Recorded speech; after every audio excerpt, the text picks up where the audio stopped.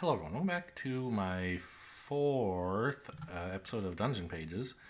I figure I'll make it at least through the core set, and then probably stop making videos of it. But I might play it some more off camera. You never know. And when buy the $20 pack, I'm enjoying it. It seems a little easy. It would be nice if there were difficulty tweaks you could make. I don't know. Anyway, I already determined off camera what hero and dungeon I would be combining. So these are, of course, a hero and dungeon we haven't seen yet in this series. We have Mira, Haunted Ranger. Mira is only ever truly at home in the halls of oak and shelter of leaves. Yet the ever-advancing forces of darkness have driven her to hunt the source of evil. Her sharp eye and quick hand serve her well as long as it's not her hand that quivers. Ha ha ha, quiver, because arrows, get it? I guess? Weird. So she starts with a dagger, which is the same as everyone else. The short bow is pretty much the same as everyone else's level 6 or 6 XP thing. And then she could take a great sword and a fog blast. This does something about split. Is that splitting or something? What does that rule mean? Area. When you mark a space, you may mark a second matching number adjacent to it once per turn. Okay, so you could hit 2 spaces with a single die with this.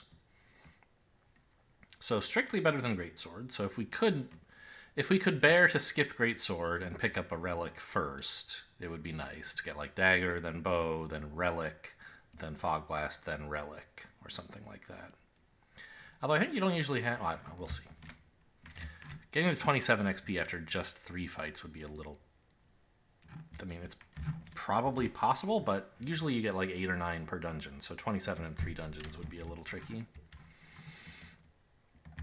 The potion situation is a little lackluster. She doesn't have anything with 3. Okay, fine. Her first level up is a potion. A die at 13 and 23. More range, okay. Oh, that's interesting. You can gain a potion twice with this. So she has 3 potions on her sheet? I think most characters only get, like, at most 6 potions or even less. I think Zafin had 6. I don't remember what Amador's thing is. He also had 6, but then... I don't know. Anyway. 8, I think, is more than most characters have, and that's why she has access to potions on her sheet. Okay. Crystal arrows. When using a bow, I guess this is our only one. I don't imagine Fog Blast is a bow. I don't know. You can spend a relic charge to add 2 to it. That's what that means, right? Only once per turn and only on a good die. It doesn't have a plus. What? I don't... That icon doesn't exist, right? It's not a reroll icon. It's not magic, and it's not curse. Am I stupid? I mean, it's a little grainy. I guess I'll go look at the real PDF. Yeah. I mean, this little shape here looks like the magic shape, but it doesn't say +2. It says 2. And the rules indicator for magic says it should say +2. I think this is supposed to be magic, like +2, and they just didn't indicate it correctly. Ignore all wounds. Oh yeah, I thought they... Do I have an old version of this? I thought they changed wounds to damage. I've read a changelog that said they changed the word wound to damage for clarity. But I guess they didn't do it on this character. Okay. Because the other guy, Flynn, he also had Shadow Cloak, and it said damage. Like, come on. Do they have an editor?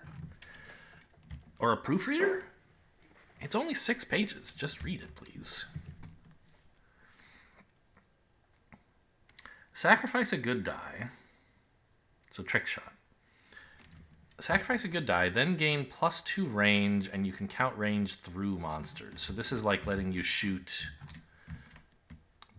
both sides of a monster without having to get to the other side of it. That's pretty cool. It seems I may have chosen the wrong dungeon for this character, though, because that trick shot is gonna suck. All the monsters are in corners. Huh. Okay, well, I mean, the extra range might still be... Actually, this is probably fine. You can't count... I won't be able to use counting through monsters very much, except maybe on this fight, when I presumably won't need it. Because I'll just be so strong by then. But it is a way to start marking non-contiguous...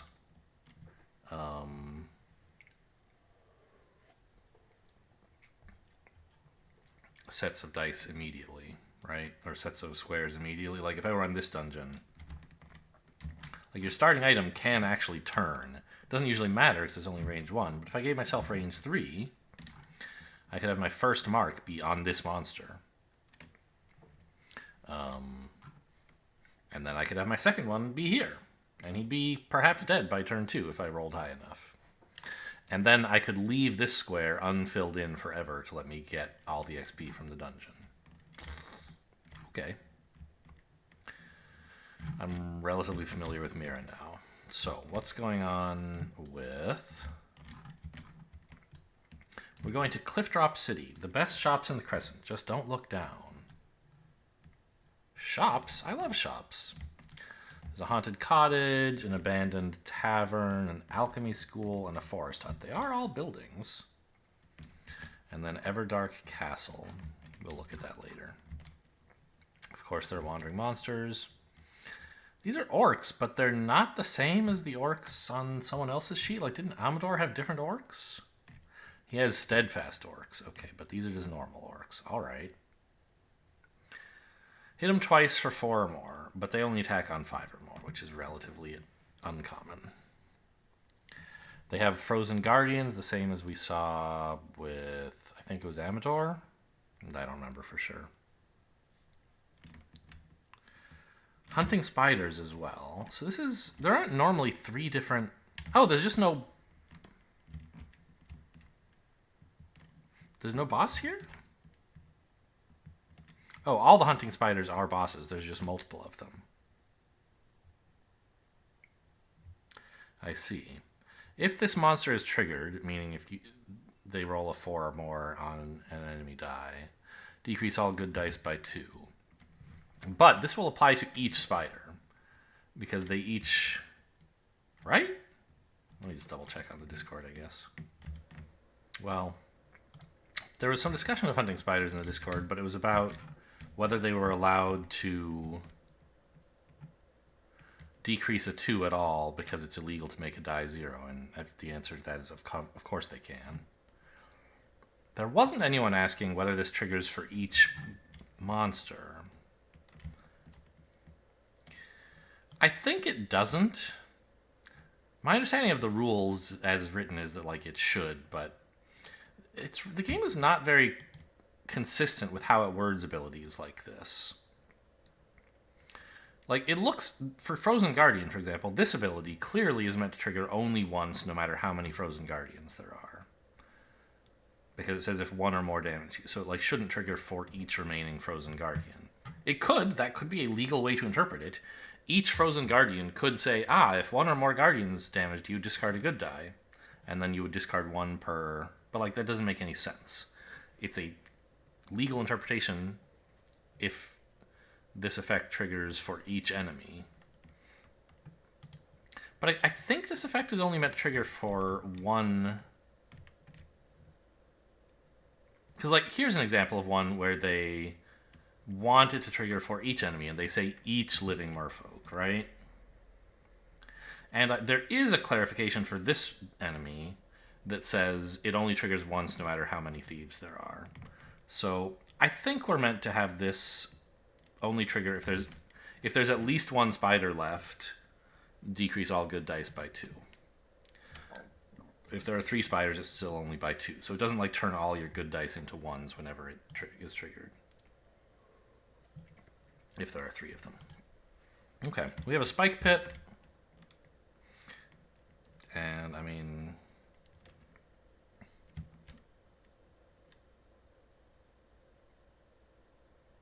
may not mark a space on or across a chasm, so you can't even use range to do that. Okay, so you do eventually need bridges. Whatever. So, how do we tackle this dungeon? These dungeons.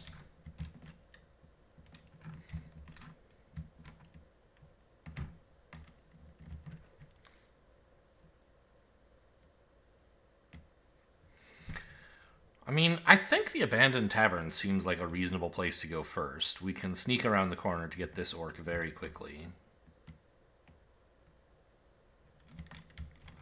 This guy you can't ever kill unless you have a key or you otherwise smash open the door, I suppose. So we don't want to go there first, not until we have a key. Which, do we ever get one? No, so it has to be from the dungeon. The forest hut also looks like a bad place to be. The cottage is maybe fine.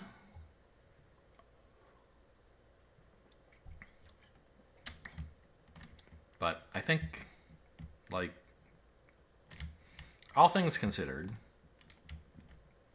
I'd like to pick up a key. Both of these places have 3 coins. I think I'd rather fight an orc than a frozen guardian. And I also want to fight an enemy who's near the door. So all of those things point to me going here first.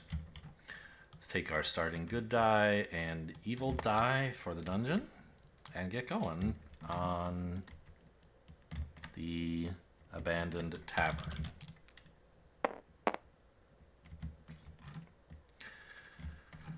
So that's a little unfortunate in a couple of ways. First of all, he gets to attack me.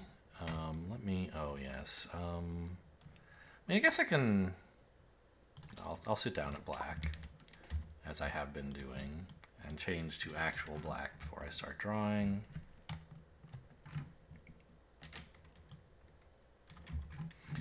So he hits me. Oh no, this is fortunate. I mean, it's not great, but I wanted, in some ways, to have a high evil die, because that would allow me to use trick shot to sacrifice this die. Like, a high good die wouldn't let me use a trick shot to shoot this guy. I need a high evil die to shoot him. So my dream roll for next turn is an evil 4, but I mean... So I'll sack this, and now I have 3 range for the turn. And my weapon does allow me to turn around corners. So from here I count 1, 2, 3. And I mark a 6 here. And that's the turn. Evil 4, please. Alright, I mean, low numbers are also fine, because then he doesn't attack. Yeah, I can just write in the 2 and the 5 to finish him off. As long as I'm not messing up my path to the exit, which I'm not. 2, 5. You're dead. I can explore in peace. Great.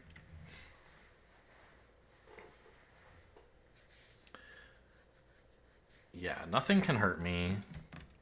I have great range. I mean, yeah, this is rogue gameplay, I guess. Just sneaking around. Okay. Now,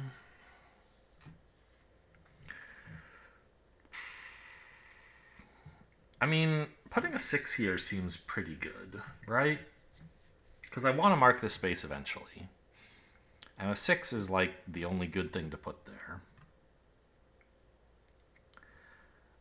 I do want to make sure I get to this space someday, but I guess there's no rush.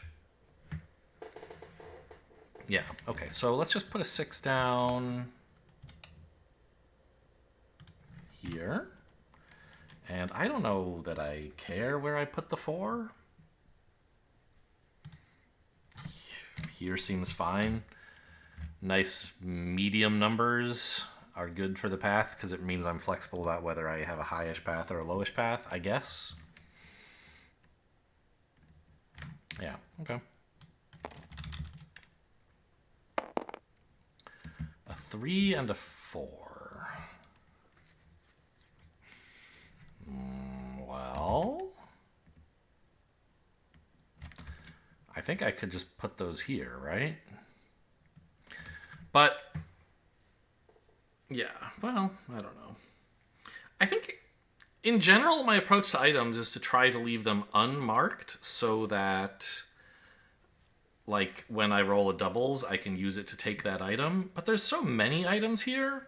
I think I want to mark something so that...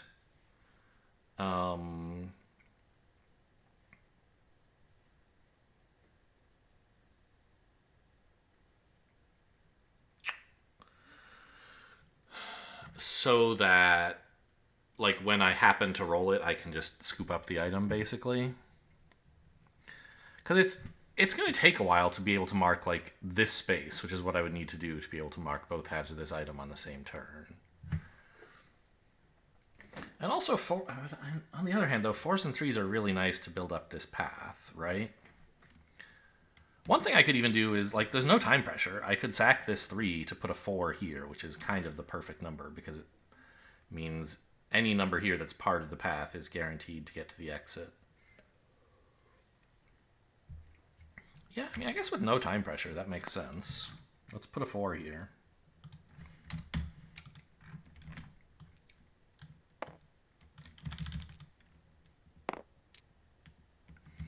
A 3 and a 1. So I could put a 3 here, for example. But I need a 3 here, actually. Well, I mean, I don't need one, but it's useful. And then maybe I'll put a 1 here. Out of the way of the path and potentially allowing me to claim an item someday. A 4 and a 2.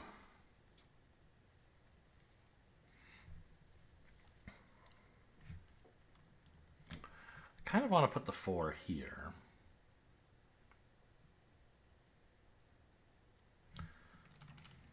But a 4 here is also useful. Like, I guess actually a 4 here is more important, because here there are 3 numbers I could put in. Here there's also 3. 2, 3, or 4 are all fine. So I guess it doesn't really matter.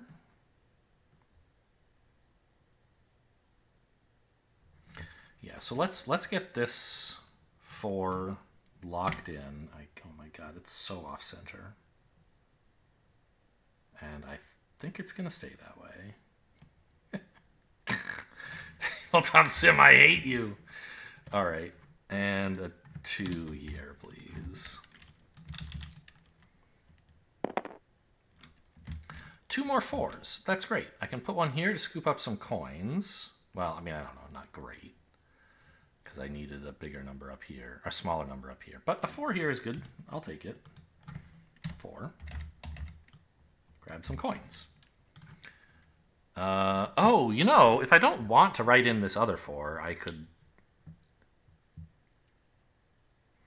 could sacrifice this good die to get extra range for this, even though I don't need the range, I suppose. Give me more time to roll the dice I actually want. I think I'll do that. So I'll sack this and then spend this one. And now I get another turn of rolling for numbers in the 2 area. Excuse me? I've never seen it actually land and stay on an edge.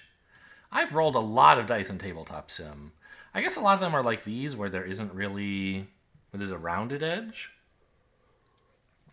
But I guess even a rounded edge has some point on it where the derivative is 0, right? Where it's actually perfectly balanced.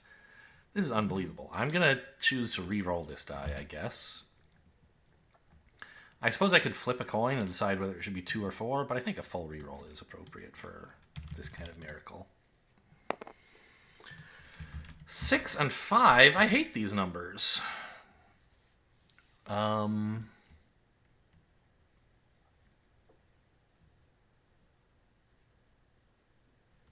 let's sack this 6 and put a 5 here. I want to put large numbers next to items because I want to use small numbers to get to the exit. So I want large numbers to... I want my items to demand large numbers of me, basically, is my thinking.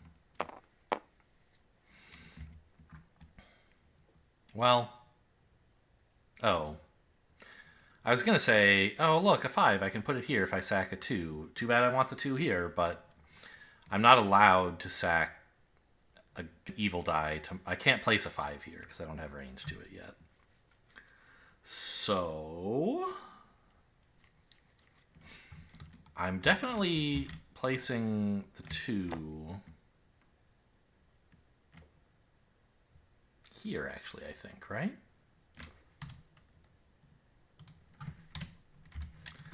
Using a trick shot to get it there.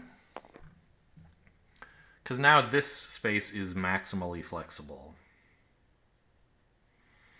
And I also have the opportunity to claim a coin if I happen to get a 2 that can shoot around a corner.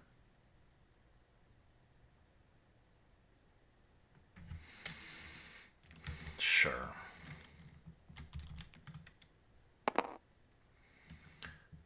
A 1. So I want to put a 1 here someday, but not now.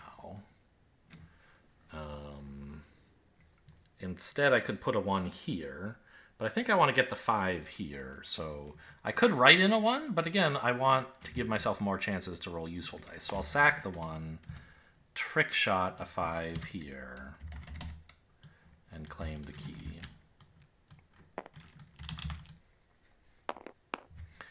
A 1 and a 2. And the 2 is the evil die. Ah, I actually get to choose which item I take here, don't I? I think the health potion is more important to secure. 2 health is a lot.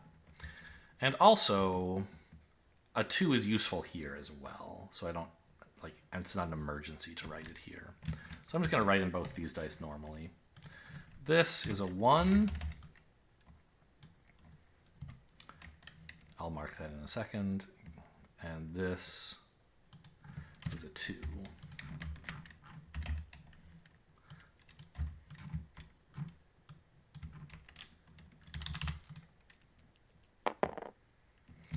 A 4 and a 5. Those are bad numbers.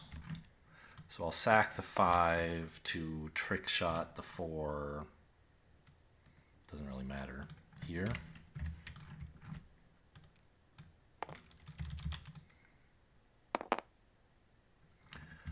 A 1 and a 3. These are good numbers.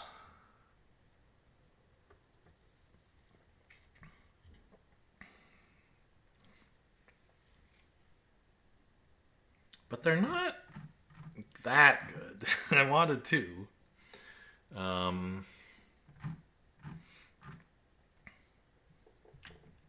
So I think I'll just sack this 3 to write in a 1 anywhere here.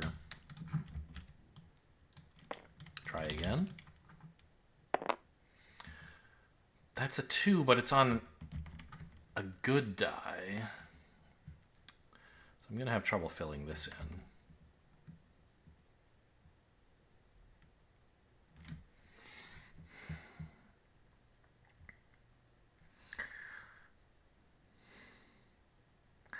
I only have 2 coins.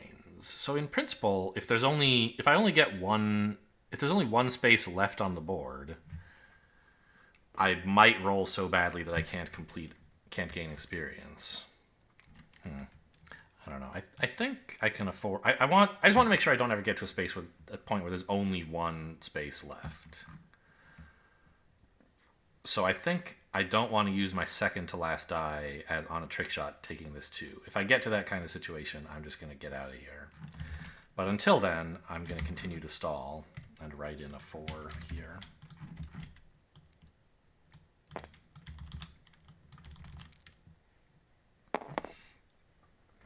Well, there's a 2.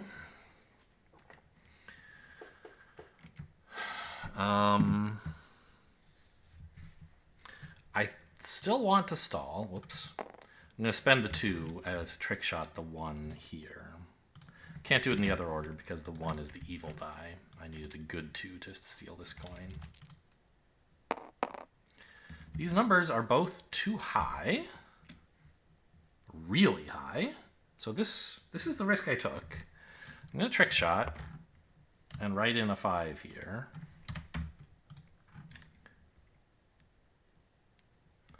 I mean, I need one of these dice to be kind of low.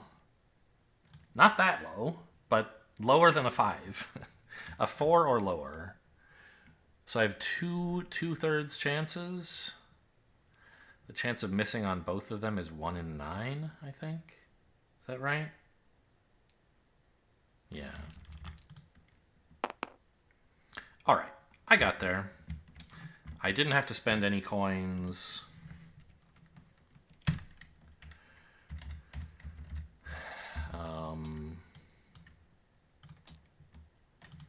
And oh god, this 4 is so bad. Can we move this a little centered more? There we go.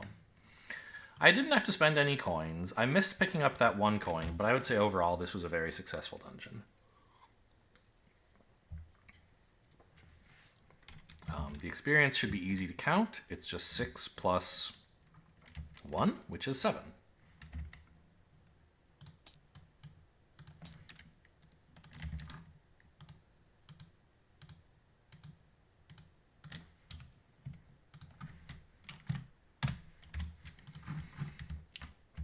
So we can mark off 7 spaces up here. We don't get our health potion, but that's fine. There's no rush to get that. The important thing is that we get our short bow. Oh, I usually try to do these with actual straight lines.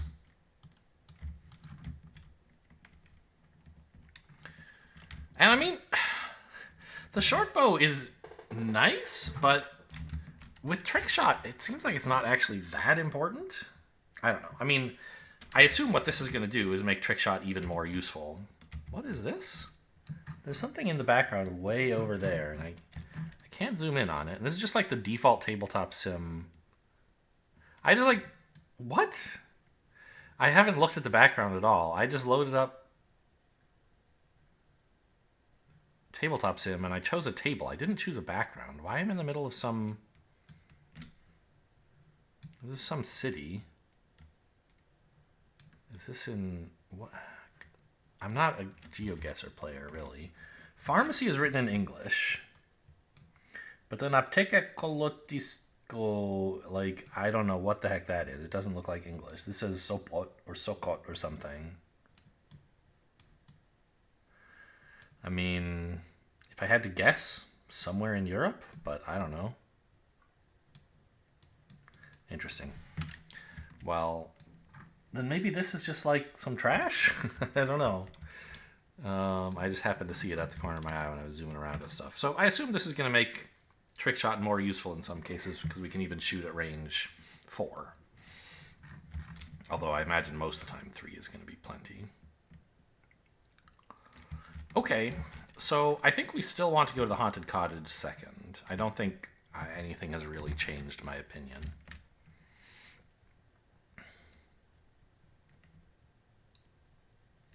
You can count right through monsters, but not traps, right? Yeah. So the spike pit is still a threat.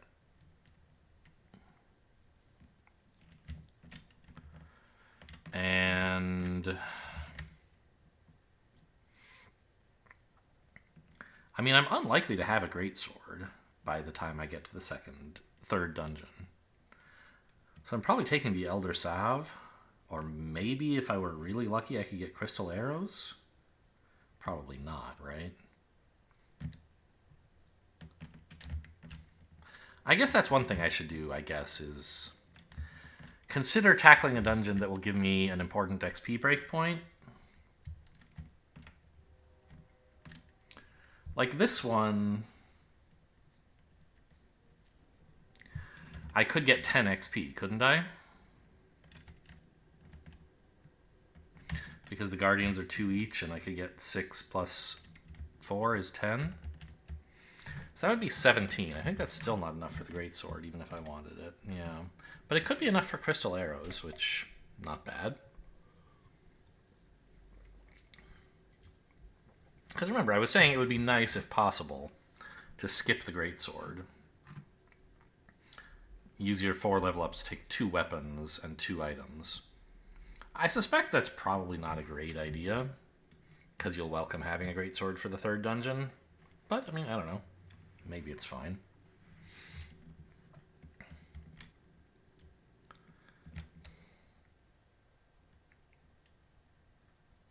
So if the amount of experience we need to lock in crystal arrows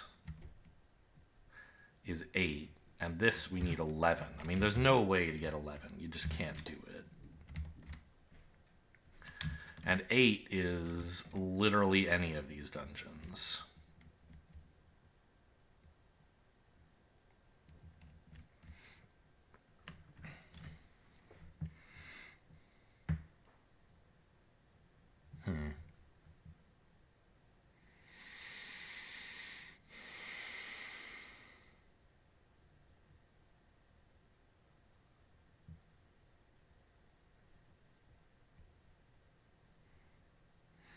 I mean, I'd rather fight the orcs first. There's a lot of poison lying around. That's interesting. Oh, this is a teleport. I see. If you don't have a key, you can use a teleport. Okay, let's do a quick key and lock count. 1, 2 keys. 1, 2, 3 locks. But then there's also this teleport. So you could use that to go through a locked door, but you could also use it to go through a wall, like on this map or something. I don't think that's something you need to do.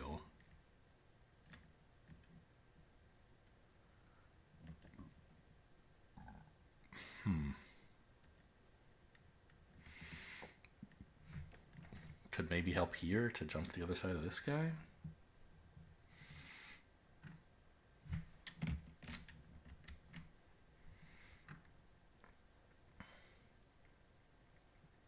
Oh, the haunted cottage. It is actually impossible to get all the experience here, right? So you can actually only get at most 7, 5 columns in this monster. Because you have to fill in one of these 2 before the other one, and one of these 2 before the other one. And if you connect...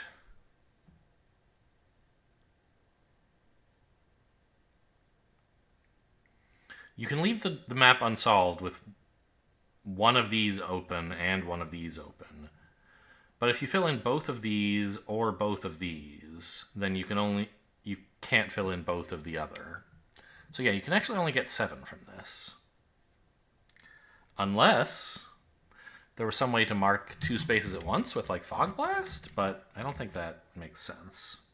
Because it's only for adjacent spaces.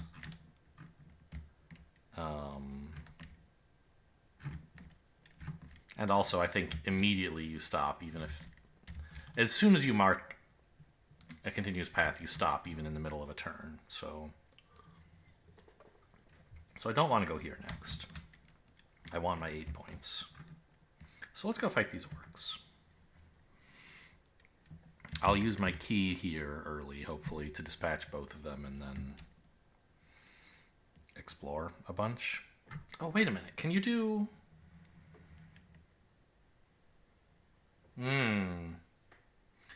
You can't get 8 out of this map either if you use a key. Which I guess you have to defeat the monster, and if you don't defeat the monster, you also can't get 8. I was thinking you can use this space as a choke point, so that like you explore this last and that finishes the dungeon, while everything else is marked. But if this monster is alive, then you can't max out, and if you can only kill this guy by marking this space.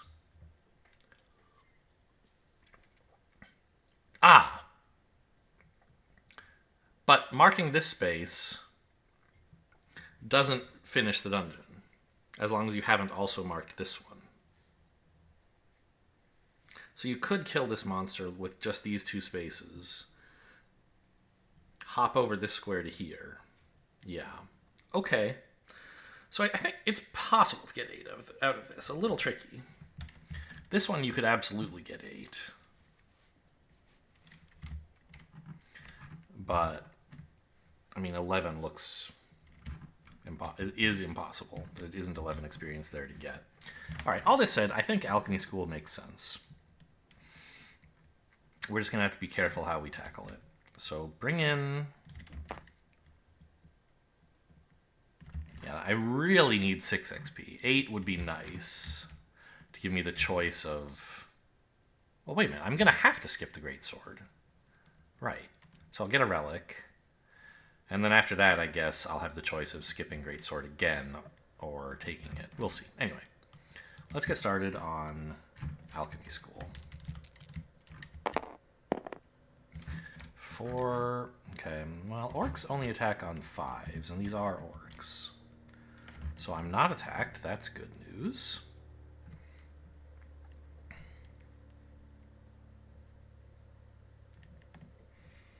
And it takes a 4 to damage an orc, huh?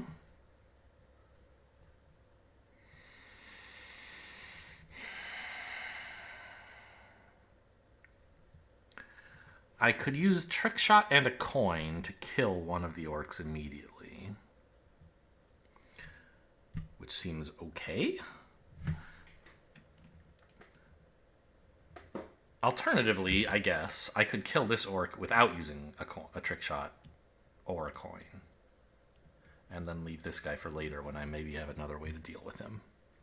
That seems better, yeah? So I need 2 4s to harm this guy. So I'll spend the evil die for with my short bow. Counting range of 2 without turning corners puts me here. Then I'll spend the good die 3 here, or I think, whatever, it's... I have a 4, 3, 4, and I'm going to go like this. Yeah, which one is good and which is evil doesn't really matter. But that takes care of this guy.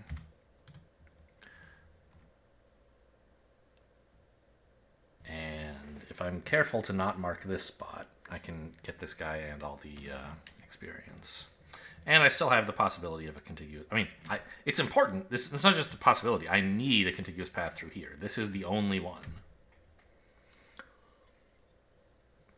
Well, no. There's a teleport potion over here, I guess. If I had to, I could burrow through a wall or something. But I hope not to do that, and I probably won't be set up to do it. A 6.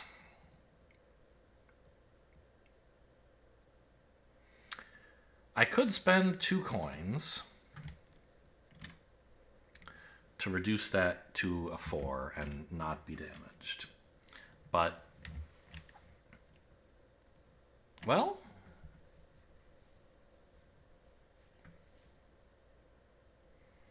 I mean, 2 coins for 1 damage is usually not a very good deal. I don't think I should do that. What am I doing with my turn? Good question.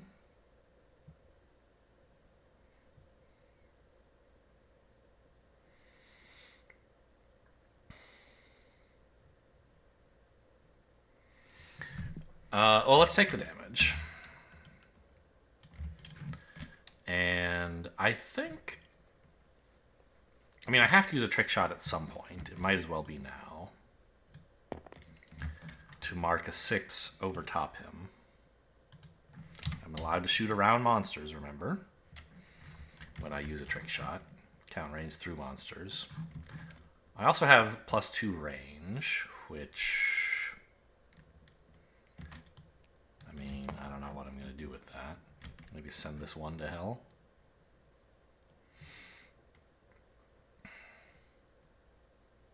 Yeah. Could put a 1 all the way over here if I wanted. Here isn't terrible because I could count a lowish path this way. But I kind of like being next to this potion. I don't know. This was a 1. Marking for sure something I can do with 1s. I mean, I guess here it's also... You know what? I don't know. I don't like having 1s on what might have to be my contiguous path out. Because there's only 2 numbers that can touch them.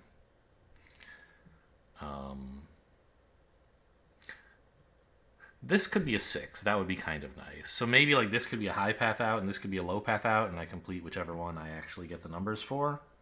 And then a 1 here sort of makes sense, but I don't think we have to rush it. A 1 here does sort of commit me to a 1 here, though, if I want this to be my path out. Well, if I want to pick up the potion. And then the path out is pretty constrained anyway. Yeah, I think this is still right. I think too much about things that usually don't matter.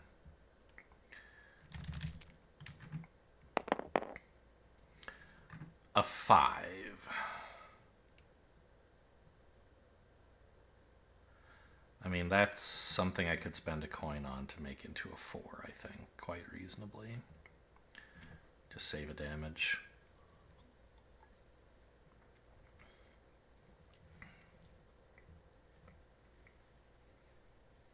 Maybe I should have written the 1 here because then I could use doubles to pick up this potion, but, well, you know, that's life. That's life. What's past is past. Yeah, I think I'll spend a coin to reduce the damage. Why not? I mean, it's only 1 damage. I don't think I'm in danger of dying, and coins can be worth so much more than 1 HP. Right? They can get you a ton of XP when exiting a dungeon. They can save you HP and a die. Or like 3 damage from this. Like I think I have to let this hit me. It's silly not to. It's silly to try to dodge this.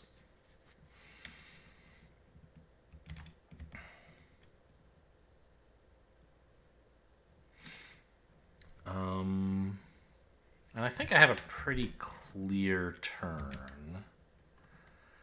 I'll spend the 2. Yes, correct. I just got a little confused. Well, I thought it was clear, but I've just realized there's another approach. I was going to put the 2 here and then unlock the door with a 5 and kill this guy. And then I have another 5, and shooting it to here with the bow so that I can put a 6 here and a 4 here would be quite nice, right? Because this already has to be a 4, right? So this being a 5 is perfect.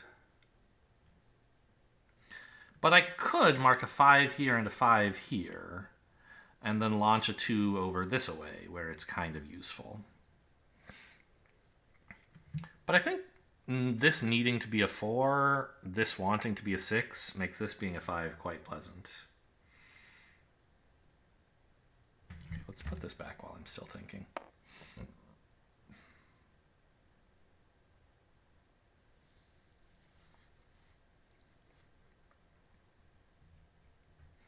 I mean, this being a 2 is also fine. Like,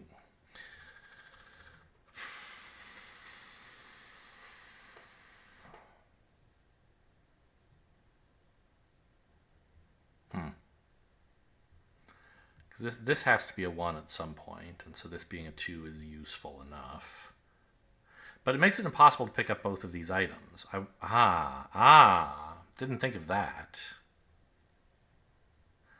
So if I pick up this item, I'll have to put a 6 here, which means I'll have to put a 6 here.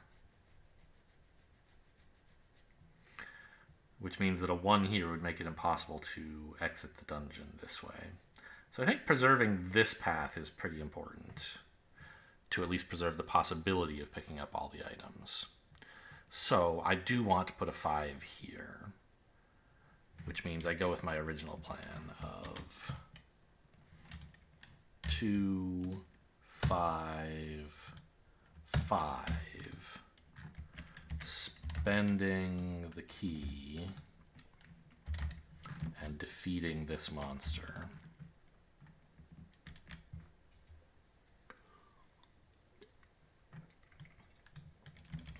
I don't have to move them to spend. Let's just roll them again. So now we're safe from everything but wandering monsters. 5s and 3s are not so hot, huh?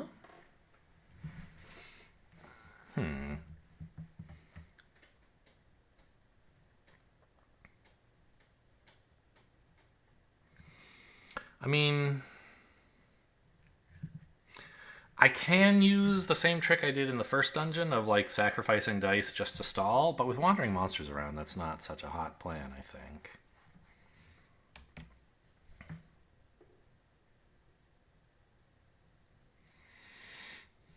I want to get out of here reasonably quickly.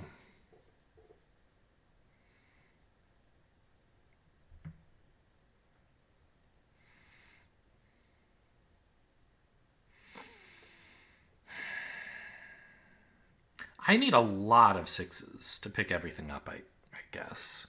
I'm thinking about spending coins to, like, make this a 6 to get the potion, and then spend another coin to make this a 6 to get the coins, which seems kind of stupid. Like, I spent 2 coins to get 2 coins. But that's not quite true. I also got this potion.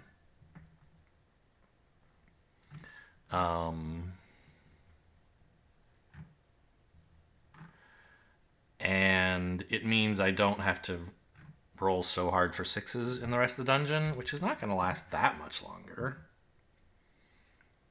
So I think that's actually not crazy.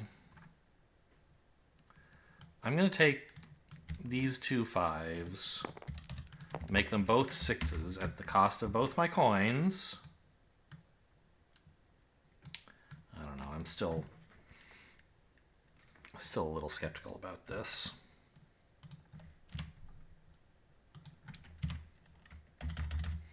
But I'm committing to it. I don't have to sit here and analyze it for hours that way. And then, now this path out is definitely locked off. So this 3, I mean, I don't know. I think the least harmful place to put it is here. Oh, this isn't definitely locked off. I could get 4, 5, 6, and then go out. Okay, that's true. I can't get this potion and also escape this way, but technically I could still escape that way. A 1, a 4, and a 5. Well, those are pretty good, right? I'll spend the 4 here. The 1 here. And the 5, I guess, here. So I'll grab I'll grab this potion. I already grabbed this one, but I need to mark it on my sheet as well.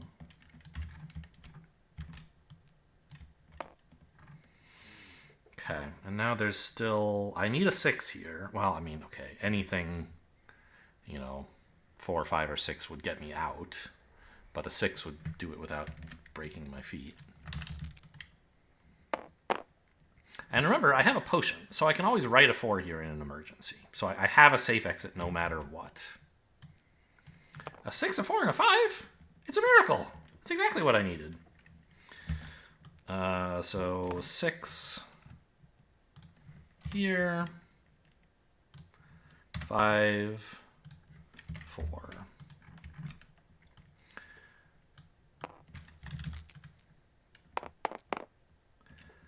No wandering monster, and there's a 4. Actually, you know what? I'll write in a 5 instead. Because then I don't touch 2 of the same number in a row.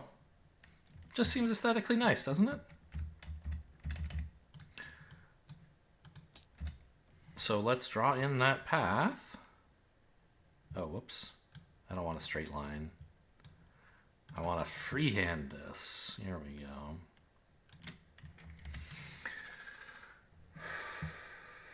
Pretty good, I think. We got everything we could, and we spent 1 or 2 health. I think 2. And these 2 coins. I guess the key. But we got a teleport potion, which is strictly better than a key. Anyway, so experience, easy to count. Oops. Let's switch to black.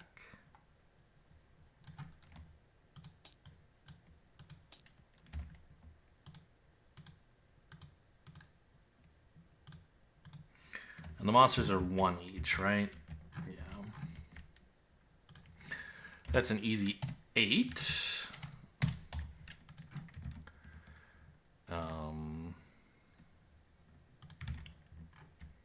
Which makes me up to 15.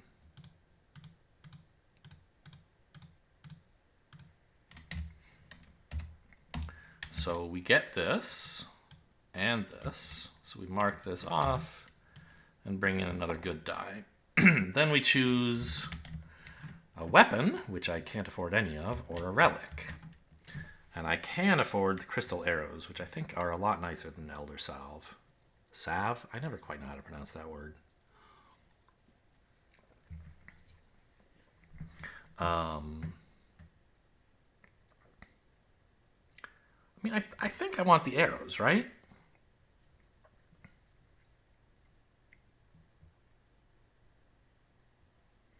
It makes it so easy to kill monsters.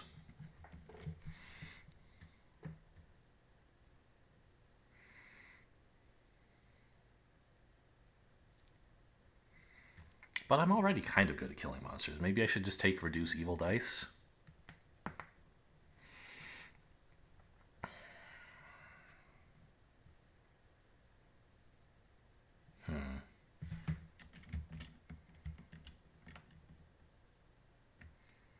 I have tons of health.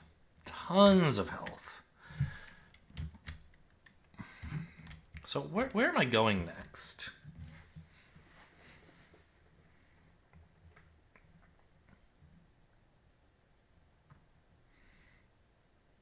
Isn't there another key somewhere? Yeah, there it is.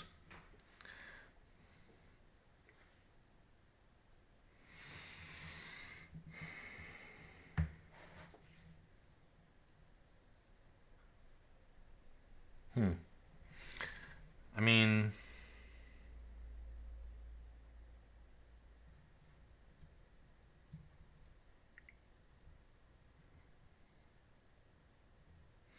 the haunted cottage, it seems like I could clean up pretty easily. And how much did I say it's possible to get here? 7, right? Because the Froden Guardians are 2, but you can't possibly explore the whole dungeon, so you can only get a 7. That would put me at 22. I don't quite get that extra die. So that seems like not great. But if I go into here right now, I definitely won't have the extra die here. And the only place I really would need it is here. So I think we just go plunder the haunted cottage right away, because new upgrades are not going to help in any noticeable way. With this dungeon, whereas they probably will with this one. And the specific upgrade I get out of here is like, well, not going to be all that great.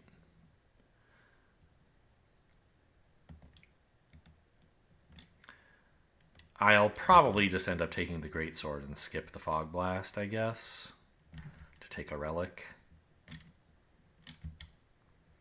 I don't know, maybe.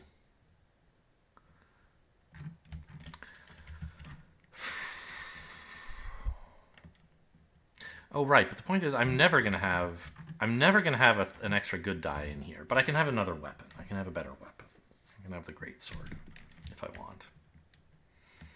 And I'll have this reroll, which would be nice. Yeah. Okay, so I guess if I'm going in here, does that influence what relic I take? Not really. I think I still want this one. Take the crystal arrows. And we'll start next on the haunted cottage. But I'll take a quick break. BRB. I'm back, and I see now it's been almost an hour, and I'm not even halfway through. What a menace I am. Everything takes forever for me. Okay, we were heading to the haunted cottage. And I took crystal arrows, which I hope not to use there, but, you know, maybe it'll happen. We're not going to quite get our third good dice. I still wish I could do something about that. Only one evil die here. Yeah. Okay, I guess I'll Which row do I not want to finish, by the way? I don't know, it doesn't really matter. Could be this one. Just don't step on the trap. I don't know. A 3. Doubles on the good dice is fine. A 3 can actually harm a Frozen Guardian, believe it or not. So...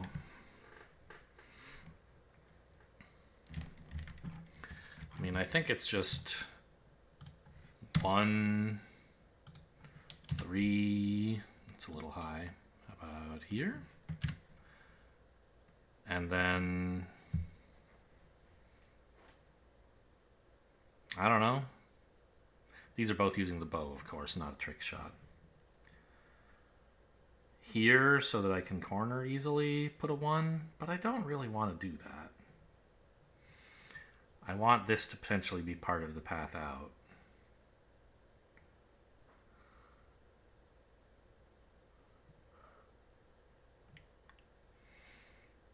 There's not a good way to have an easy shot at the monster next turn, though.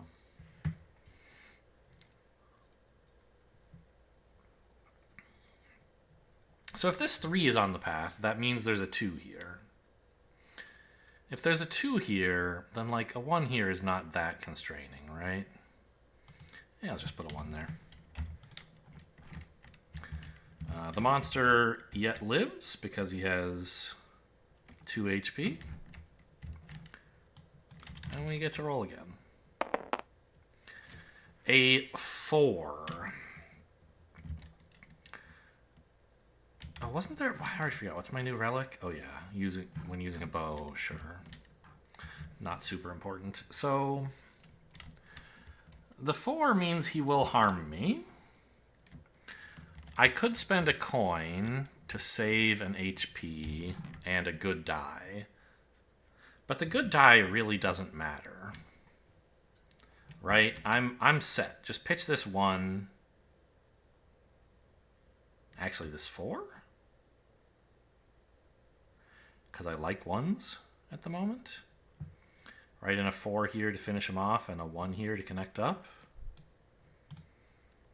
Yeah? So once again, I think I would be using this... If I used the coin to prevent damage, it would just be to prevent 1 damage, which I have said frequently I don't think is a good trade. Like, it's the bare minimum of acceptable value, and I don't think I need to do it here. So let's just write in a 4 and a 1. You're dead, and I can explore at my leisure now. It occurs to me, actually, I sort of forgot this. I have a poison potion lying around. On the first turn, I could have killed this guy by spending my poison potion. 1, 3, 1, 4. So I could have done all this on a single turn and not been hurt. But I think the poison potion is useful for dealing with... Actually, it sucks at dealing with spiders. Okay, it's good at dealing with these guys. I don't know, man. Get out of here. I probably should have just killed him, but... I guess it's more important to be fast on this dungeon because there's 2 of them, whereas here it was less of a risk to give them an extra turn. Anyway, it doesn't matter.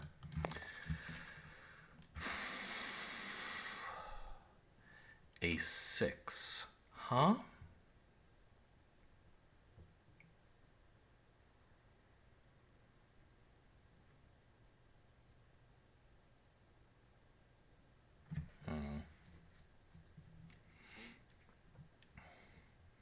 Fours and 6s, right? I don't know.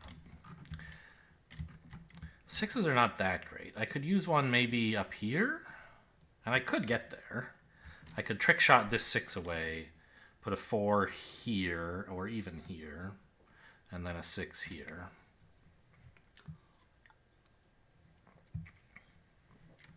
I think I like putting the 4 here, so there's still the possibility of 4, 5, 6, 5, and then exiting this way in case the whole 1s thing doesn't work out. So I think I will trick shot. Use a bow. So I have range 2, but actually 4. And write in the 4 here and the 6 here.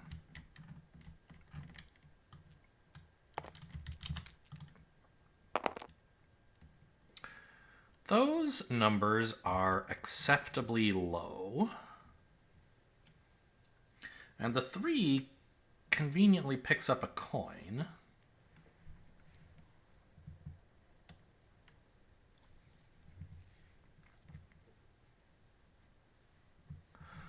So I think I can afford to do that. Let's put the 3 here, grab a coin. The 2, I think I want to put in this area, because it's one of only 2 numbers that's acceptable here. Although here, it's one of only 2 numbers that's acceptable, and it's the best of them. It's better than a 1. Yeah, I think that's right. So let's write the 2 in here. Because here, a 2 and a 1 are both equally good. They connect up. Whereas here, a 2 escapes and enables 3 to continue escaping. While a 1 would not do that. So a 2 is better here than a 1 is. And the other die is a 6, which I want to put here. Because I'm hoping to pick this up with 5s. And if there are 5s here, then a 6 here is fine. And if these aren't both 5s, then like a 6 here is not that much of a problem anyway.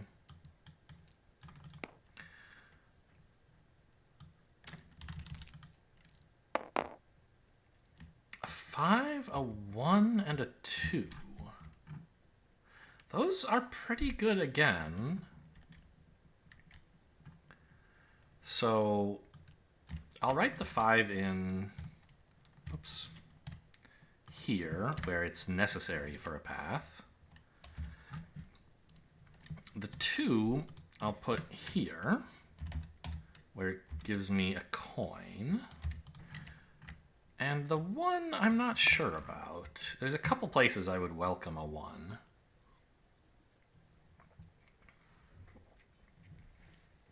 But I think here is the best of them. Because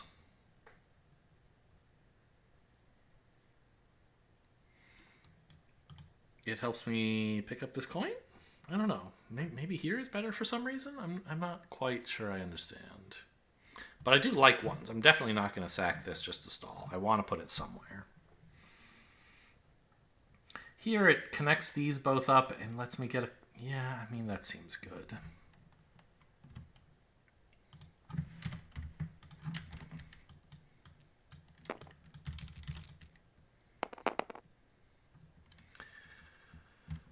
Five is perfect.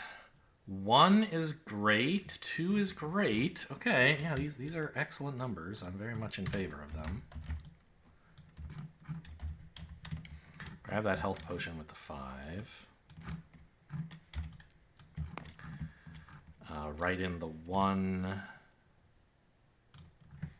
here, grabbing another coin. And a 2...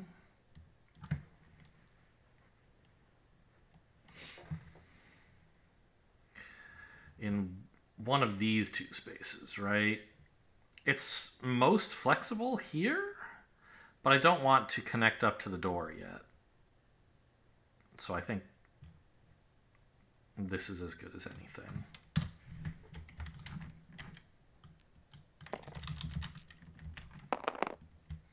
Five, 6, 4. Okay, well that means this will be a path out if I want it to be. Not that that's super important. Let's just write all this in, I guess. 6, 5, 4. It's not a problem, right? I still have a path out. Yep, okay. 1, 2, 3. I mean, you couldn't ask for better. Let's write a 2 in... Yeah, I'll write a 1 in here. And then a 2 here, and we're done. I have a path to the exit, and I didn't before writing this, so that was legal. So, score it up.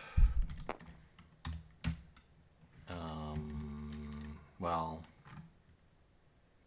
I guess we'll draw the path first.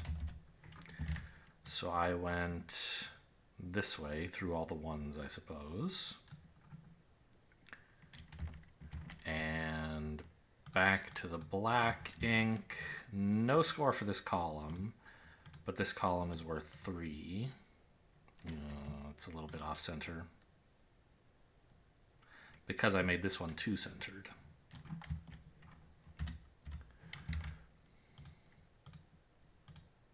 I'm not supposed to mark down there, only for monsters. Yeah, so that's the most we could have gotten out of here is 7.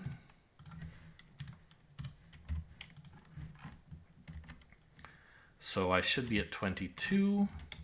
And indeed, that's what this sheet says I will be at.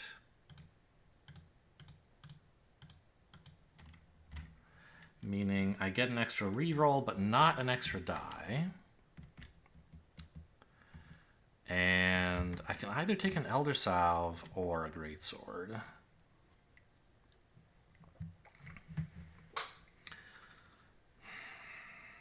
Kind of a bummer. Her relics are really, like, and weapons also are very expensive. Or maybe this map just doesn't have enough experience. I'm not sure. I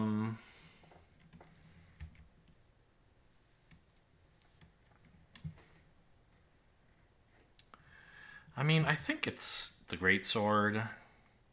Even though it makes the Fog Blast kind of weak. And therefore I probably just won't be getting the Fog Blast.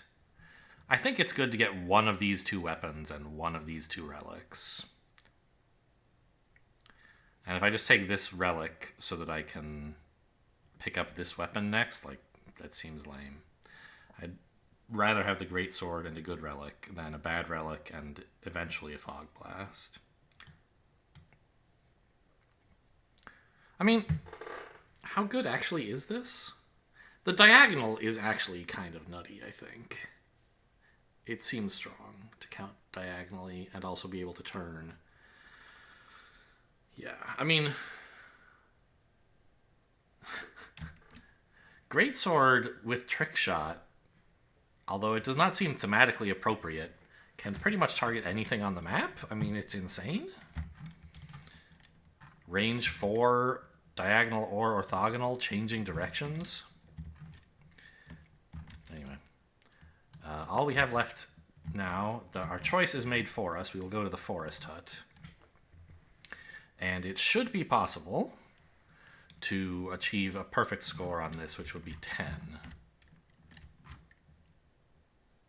Moving me from 22 to 32. Just enough to get the Shadow Cloak if I want it. All right, in we go. Ouch! Okay, double 6s is the Wandering Monster. And there's no way I'm spending 6 dice to not get hurt here. So they're gonna hit me. None of my relics really help with that. Okay.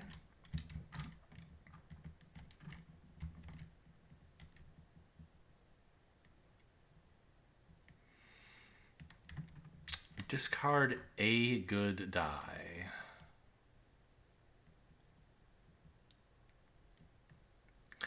These 6s are a little awkward, aren't they?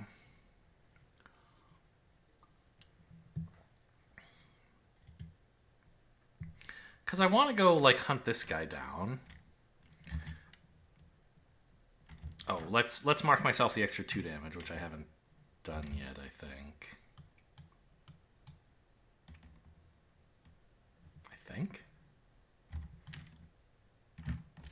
Yeah.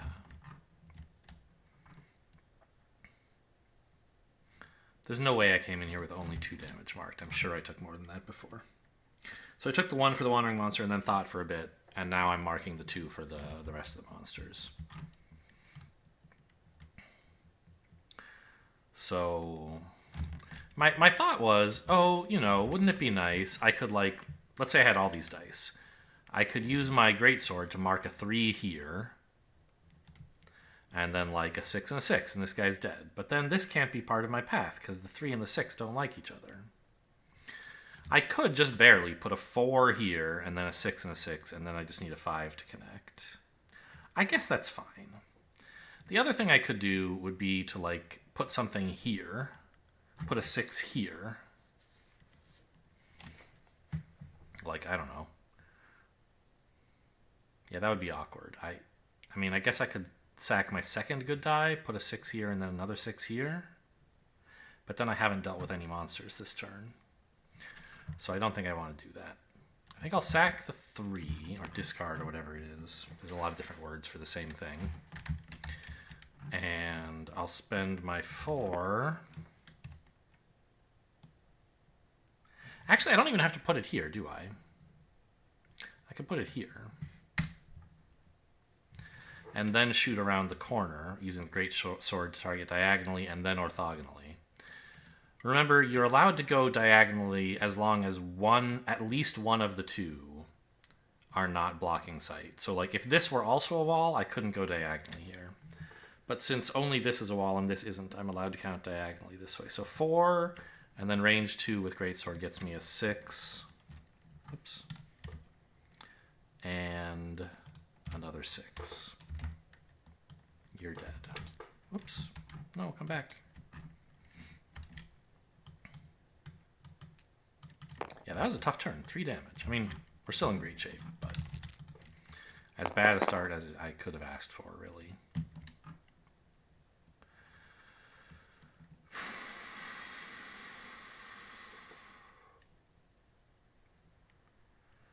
So I want to put the 6 on the spike trap, obviously. I do have to resolve this damage, though. And I don't want to spend 3 dice dodging 3 coins dodging 1 damage, even if it saves me a die. So I think I am not a big fan of this 1, so that's the die I will discard the Frozen Guardian's ability. And I was thinking about putting a 6 here. But I could actually go 2, 2, 6. No, I don't have that much range.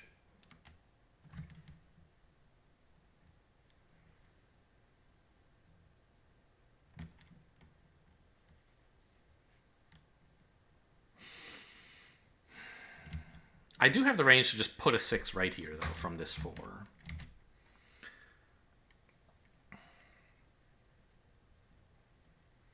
Then what?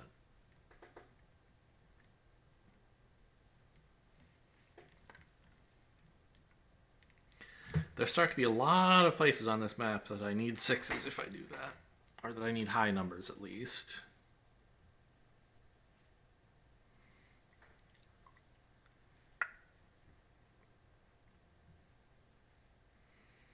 So I could put a 6 here and then just grab this key. 2, 2. That would be legal. Or a 6 here and grab this if I really wanted to, but... Well, actually, if I grab either of these items, I'm committing to which direction is my escape, right? Because wherever I put a 2, if it's on the path to the exit, the 6 would prevent me. Like, I can't go 6, 2. You can't decrease that fast. Likewise, 6, 2 would immediately block it off. So I have to decide which way I want to go. I already have 1, 6 over here. So maybe it's a little bit less limiting to... Well, I don't know. I guess either way, I think I want to put a 6 on this spike trap, right? So let's just do that. I don't think thinking about it is going to make me change my mind about that part of the plan.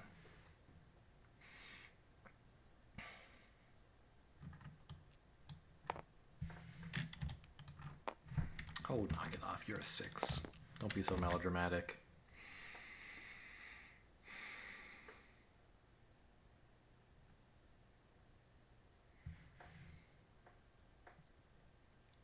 I don't think I need the key very badly, right? Like, I can use my teleport potion here. Activate like an item to draw a bridge. So how badly do I need this thing? How many levers do I have to... I mean, having a teleport left for this would save me the possibility of...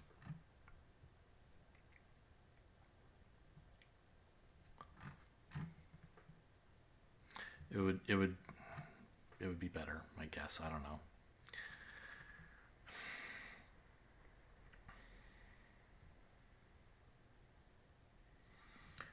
You need... Geez, you can't target across a chasm?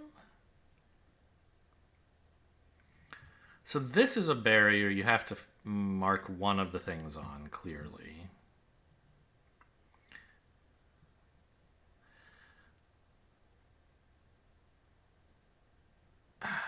And so is this. So to get both of them, you would want to mark this with a bridge. Or maybe unlock this, I guess? No, you still couldn't mark this because this is in the way. It's like an item, I assume. That you can't mark this way. So this key doesn't really help you very much, I think.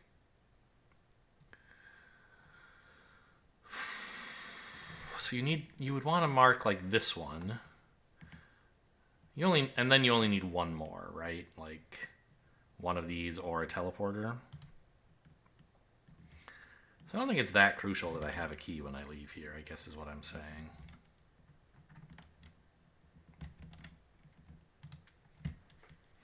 Whereas coins are always welcome. So I guess I will spend the 2s picking up the coins.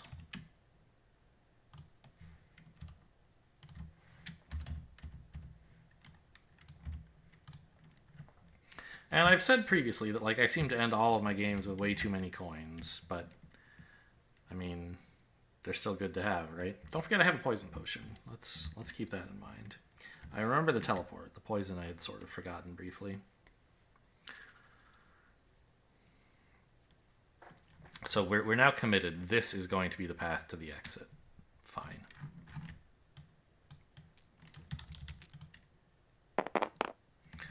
A 4 and a 5. Oh, yeah, still roll 2 dice even though there's only one monster. Well, I mean, I'm not going to spend 3 dice preventing a damage. 3 coins, rather. And at least I have the dice to kill the monster easily, right? Although, then I have to put a 2 and a 3 somewhere? I don't know. No, I don't. I can discard one of them. I can discard both of them. I must discard one of them now. I choose the 2. And then... like, I want to put a 4 and a 5 on these 2 spaces using my teleporter. And 3, like, I don't really want to put anywhere. It would be okay here, but I don't want to write on that space until the very end. So I'll use my 3 to activate Trick Shot. And then not use the effects of Trick Shot. I'll just, like, write in a 4 and a 5. And spend my teleport potion.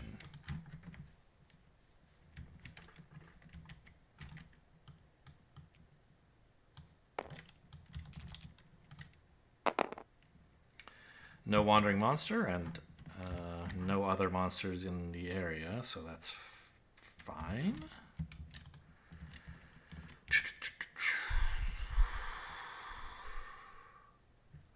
Three and 3 here? It's a little greedy or scary. It means I would need a 5 and a 4.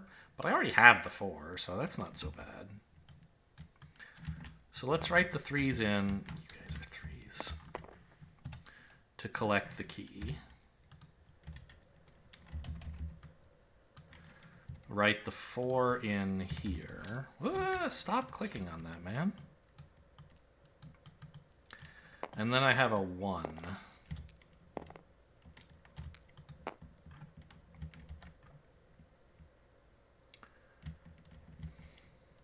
Which, I mean, there's really very few places to put a 1. Wow, I'm more constrained than I meant to be here. Jeez.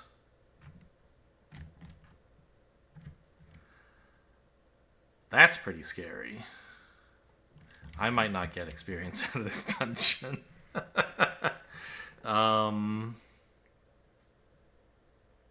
Actually, you know what?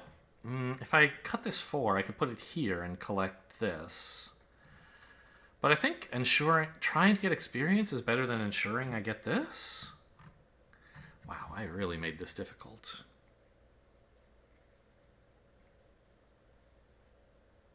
Like, I need a lot of high numbers. And I can't sacrifice this die, because it's not a good die.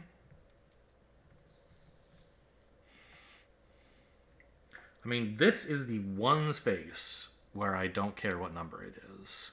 I could put the 1 there. But, I mean, I have 4 coins.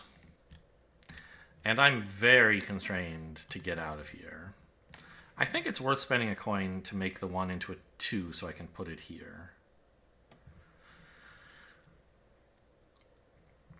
Buying me a little bit more flexibility with my future rolls. Yeah, I think I made a mistake at some point in this dungeon. Too greedy. Maybe these 3s should have been like here. No? I don't know. Maybe I should have... I don't know. This path is really long, and a shorter path constrains you less in how you roll. I don't know. Mistakes were made. So now that this is a 2...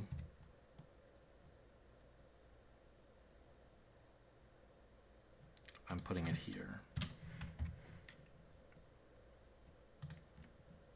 Here would be just as good, right? Yeah, anything adjacent to a 3 is equally good for both of these. All right. Well, hopefully I don't end up wasting that coin and not getting any experience anyway. I mean, this is the turn, I suppose, that I spent these 3s, but I think they were fine. I mean, I could have gone 3, 4, 3, 2. Wait. Right, but in order for this to connect, I needed the 4 to be here. 4, 3. Yeah. Okay, well. Hopefully I don't get punished for my... Oh, I don't like all these low numbers, dude! Well, I like one of them.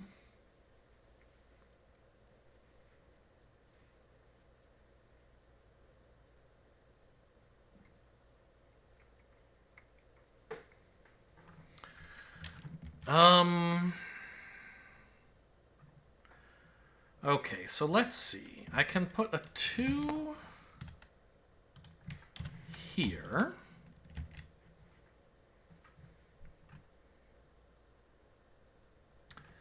The 5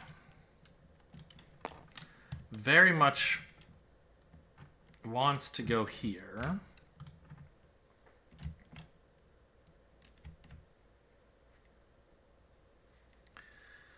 And the 1 and the 2 are not very happy. So I think... I mean, I could spend a coin on the 2 and make it a 3 so that I could put it here. But the 1 is still going to be kind of stuck, right? So I could instead sacrifice the 2.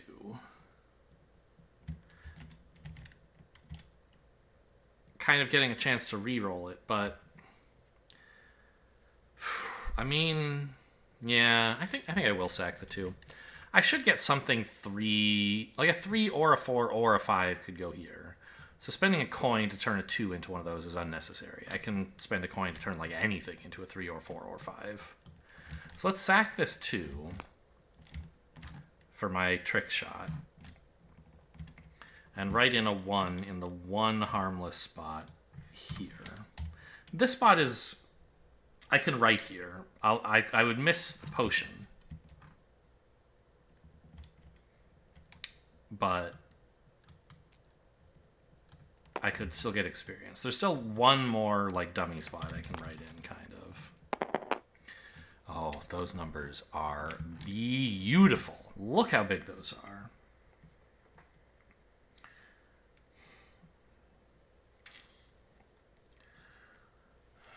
So, I mean...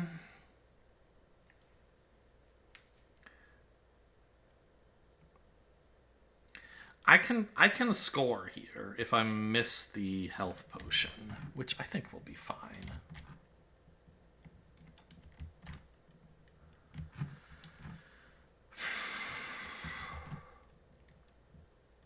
And it doesn't even cost me a coin, which is nice. I could try to score, right? I could put the 6 here, sack the 5, but then I have to put the 1 somewhere other than here, and anywhere I put it is a nightmare. So I'd have to spend like 2 coins on it. And another coin on this. I'd have to spend 3 coins, which I believe is all of them.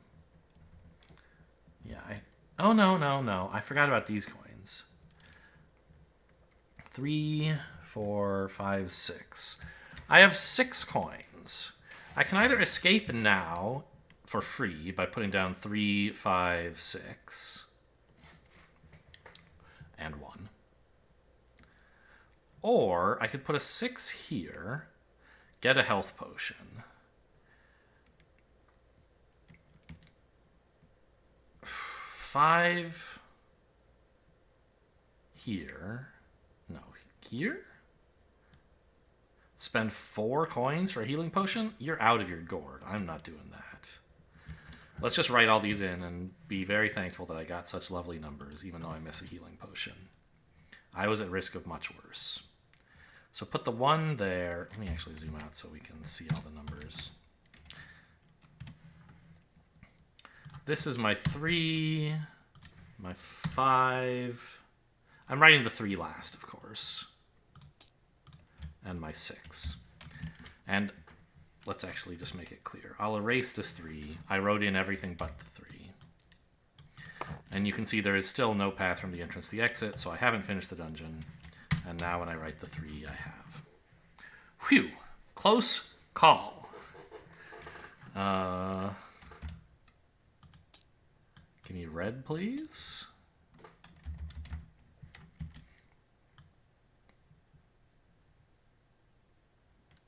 Let's just 3, 4, 5, 6, 6, 5. Yeah, this is all perfectly legitimate.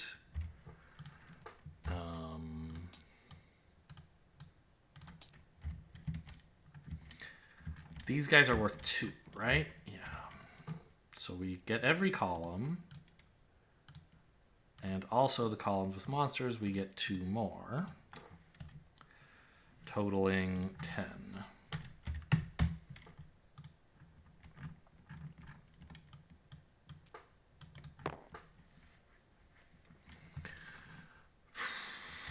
Which we can mark in pretty easily. We're at 23. This will put us to 33. Oh, I forgot I have this whole time. Whoops. Okay, I could have maybe done better in there.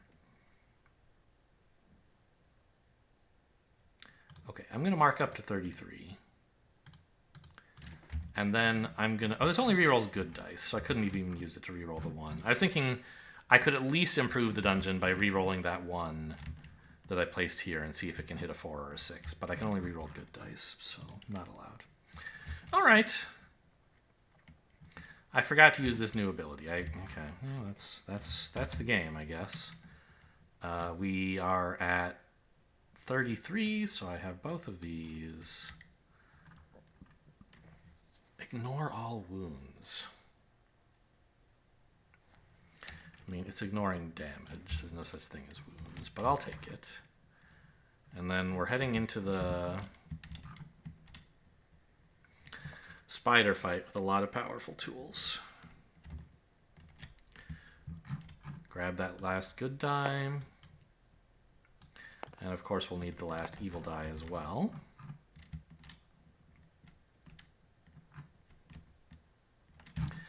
Now, if this monster is triggered, decrease all good dice. I still don't really... Why is it written this way? It's so upsetting. Like, aren't most of these...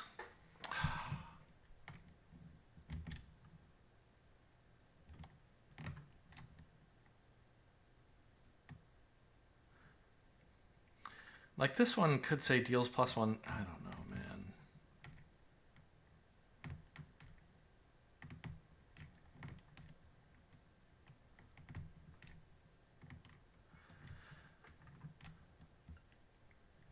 Like, I guess this one triggers whether or not the boss gets a 4 or more, I guess.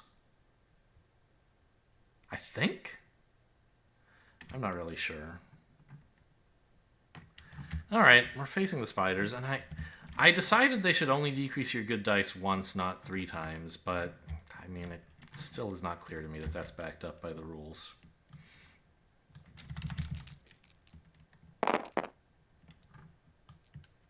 They only attack on, like, 6s, though. 4?!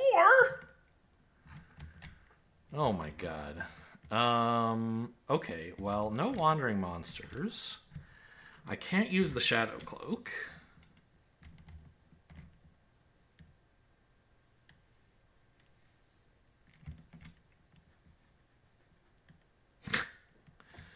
Alright. That's exciting stuff.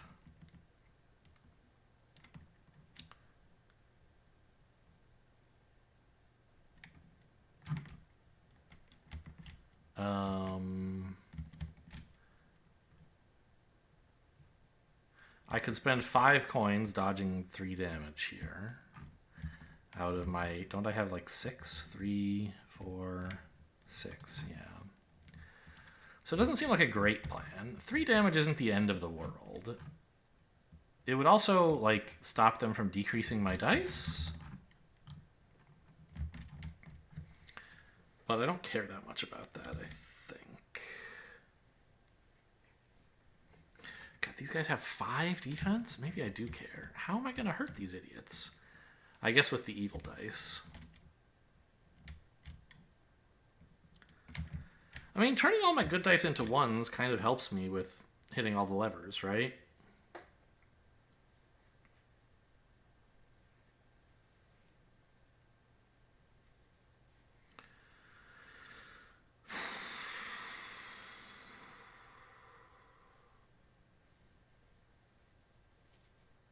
Yeah? Alright, I'll take 3. Could end up regretting this, although I suspect it'll be fine. Turn all my good dice into 1s. And now it's my turn. So my range with the greatsword is 3 because of this. And it counts diagonal and orthogonal. So I could, for example, I mean... 1, 1...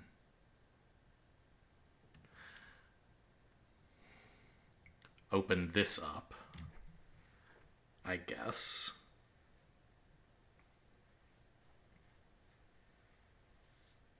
Wait. This one doesn't let me actually get to here. None of these spiders are on chasms, right? They're just on, like, wall-ish spaces or gray like every other monster. Yeah. So... if I wanted to, I could trick shot through a monster as long as there's not a chasm in the way.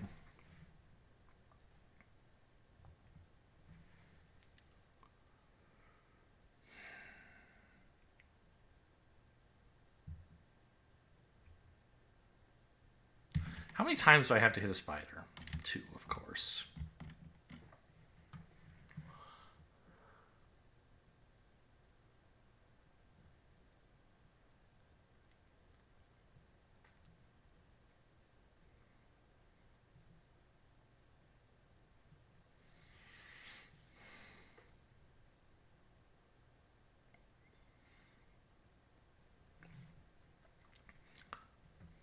So There's no single lever I can flip that would let me get both of these spiders, except that I have a key.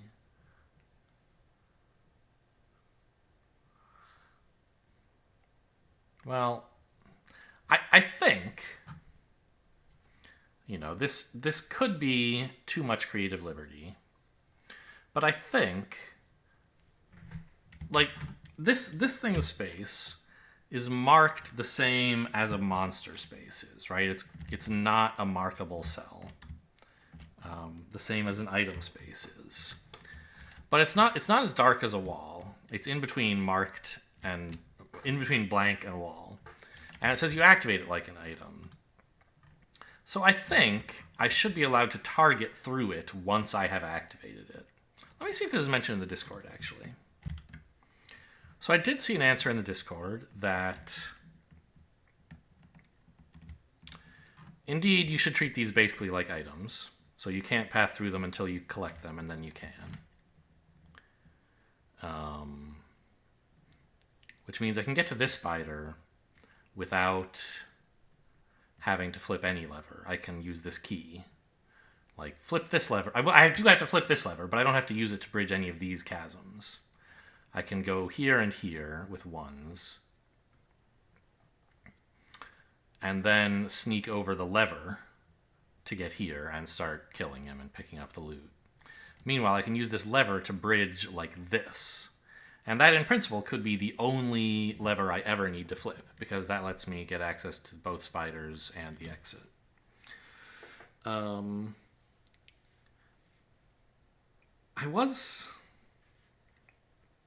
don't know. Is there a good way to draw a bridge? I think this will be my first reason to use freehanding, I guess. Because there were a bunch of people asking, do levers have range? And the answer is, as far as I can tell, no. Any lever can activate any chasm. I think. Because it doesn't actually mark the chasm square. It just puts a bridge on it so that later you can write a number on it. You don't, as far as I can tell, have to do it instantly. And there were some questions about that, and I don't know, it wasn't super clear, but that seemed to be what people thought. So that said, I think I want to write like a 1 and a 1 to flip this switch. And I don't think I'm going to be so, like, what's a word for, like, the opposite of profligate? So miserly as to try to flip only this one lever. Yes, it gives me access to all the spiders, but it's going to take a while to work around over there. And in actuality, I have access to plenty of levers. So I think I want to, like, flip this space. So I can, like, go here and here to kill off this spider. If I flipped this one, I still wouldn't be allowed to go here because there'd be a monster and a chasm in the way of both diagonal moves. So, I don't know. I guess let's just get started. I'll spend 2 1s and a key, which is here. Good thing I did manage to pick that up.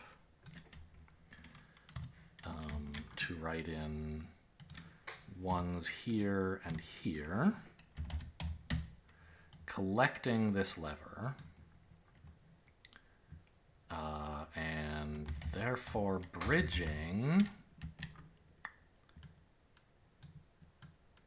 this chasm, I guess.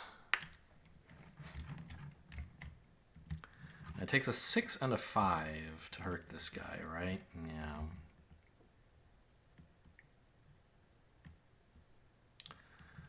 So let's spend those.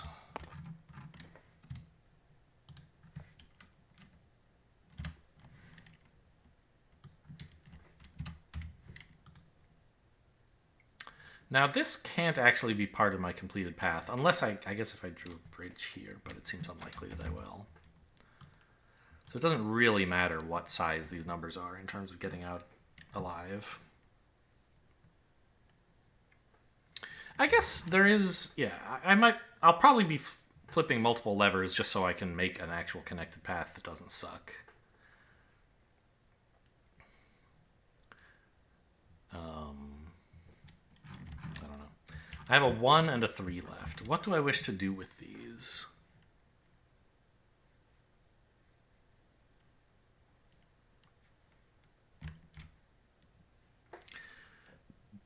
Kind of nothing, right?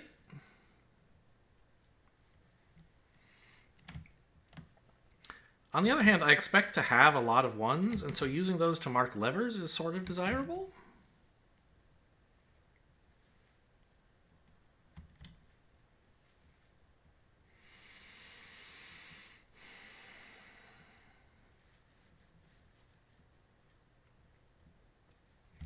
Or potions, for that matter.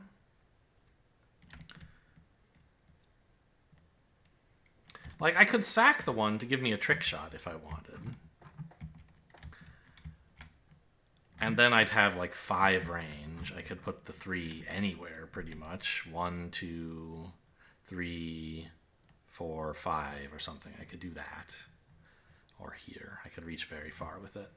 But I don't see why I want to do that.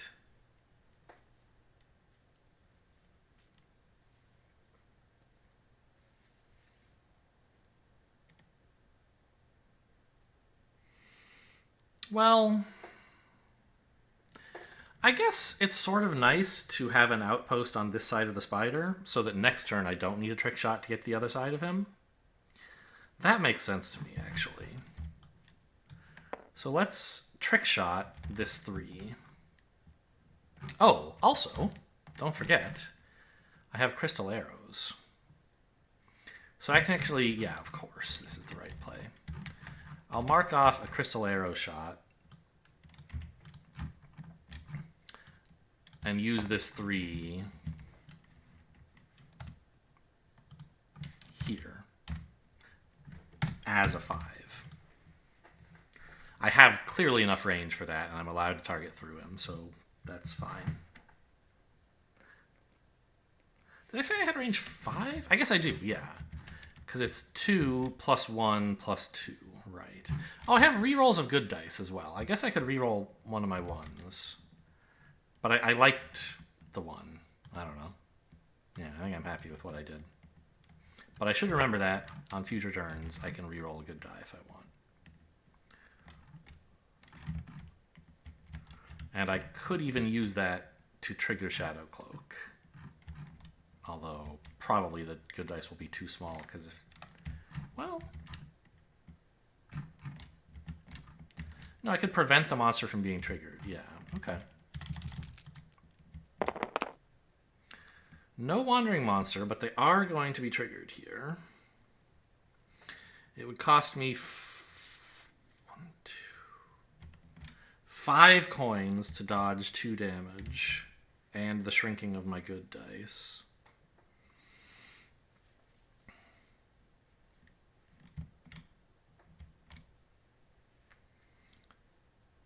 But I still...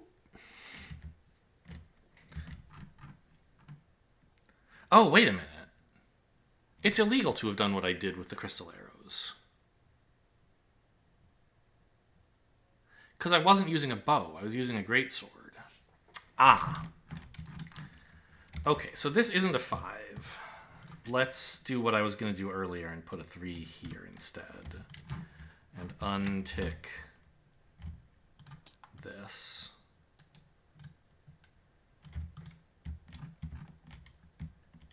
Okay.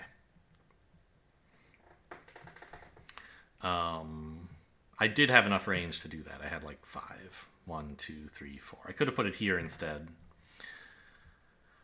But I think it makes sense to not touch the levers until you know what you're going to unlock them with. Yeah, spend 5 coins. I mean, 2 damage. I'm at 6. This might be my last chance to stop 2 damage. How hard would it be to instead get to use the Shadow Cloak? Then I could even step on the trap comfortably as well, which might be nice. Although I guess I don't need to. Right now the enemy total is 13. My total is 8.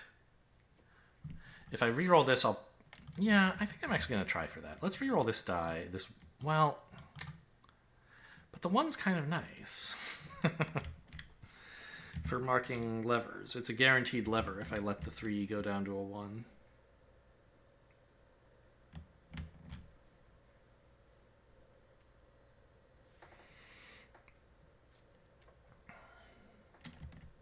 Yeah, maybe Shadow Cloak was a bad item to... No. I just need to wait for the right turn. The problem is, like, I'm not going to have another right turn because I'm about to kill all these stupid spiders. Or several of them. Another one, anyway. But, I mean, there'll probably be a turn when I can prevent 2 damage based on Wandering Monsters? I don't know. I'm not that comfortable taking 2 more. But I'm very uncomfortable spending 5 coins. So I think I will see if I can get to a spot where, like, let's... 13 and 8. The difference is 5. So if I roll, like, on average, a 3.5, the difference would just be 2.5, and I could, on average, spend, like, 2.5 coins, which is better than spending 5. Let's give it a shot. So that's my reroll for the turn. Now it's 11 to 13.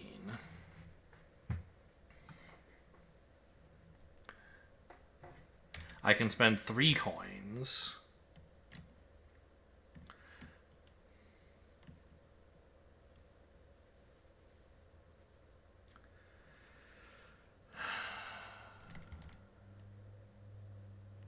What would be the way to do that? That would be best. I kind of don't want to throw away my 5s or 6s. If this monster is triggered... I mean, I guess the monster would be triggered still. But that would be after it declines to damage me, or after I activate the don't take damage effect.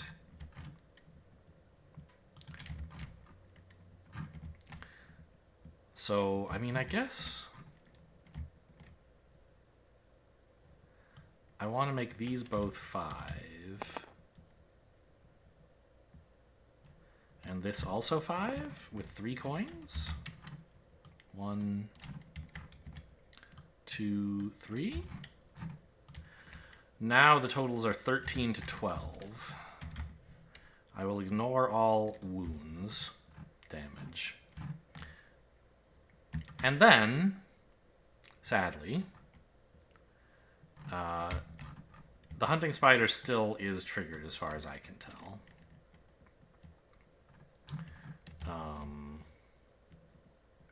And so all of my good dice are reduced by 2. 2, right? Yeah. But this is enough that crystal arrows can still shoot a monster if I end up needing them instead of these, although probably these 5s will just be good enough. I don't think I can realistically kill both spiders this turn, can I? Actually.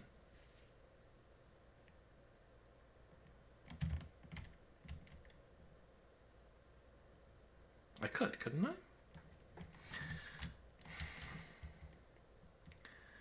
If I spend 1 more coin on this 2, making it a 1.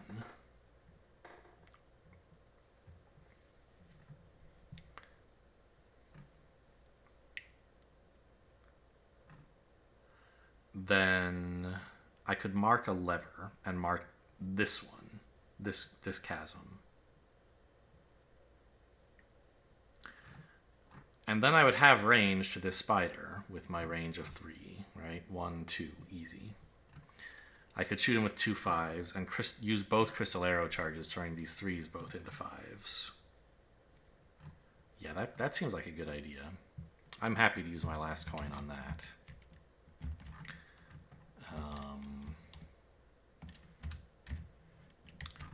Or one of my last 3 coins, rather.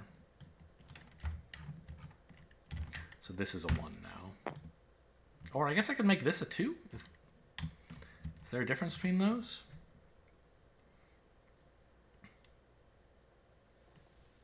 I think I'd rather make them both 2s. It could help with continuous pathing, right?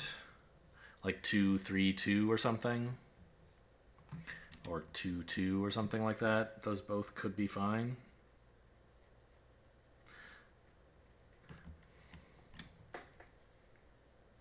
Ah, I need to be careful that I can actually use a bow to fight both spiders, but I can. I can reach these two spaces both with a bow. I can't reach these. If I mark this lever here, I can reach this one, but I still can't reach that with a bow. So I can shoot from this 5 to here and this 3 to here using crystal arrows. Nice. Anyway, making these 2s, I think it's fine to mark both of these 2 squares because this is my choke point. And 2s are perfectly fine here, just as they would be here. So I don't really care which I do. Let's just do this one. 2, 2. Open.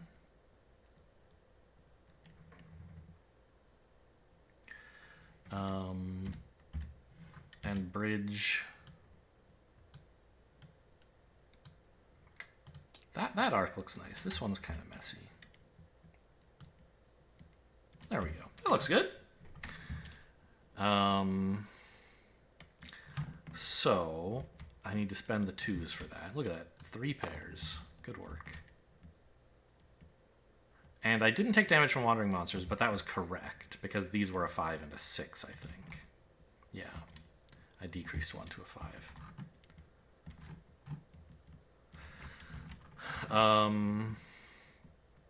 Now I'll spend these 3s, marking off both of my crystal arrows to shoot this square and this square, both of which are in range. I have range of 3 with 5s.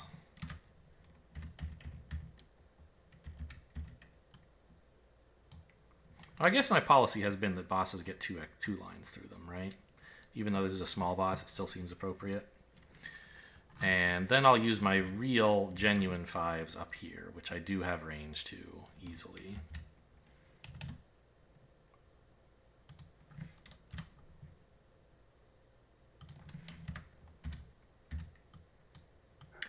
All right, monsters down. Still got 6 HP to work with. Seems like game over. I just have to make sure that I manage to build a sequential path, and I have 2 coins left to do it, plus these 2. I should be okay. Reroll, please. Wandering monster. I mean, good dice definitely outnumber evil dice. And this is the only turn. Like, I'll never take more than 1 damage, so I guess I'll Shadow Cloak.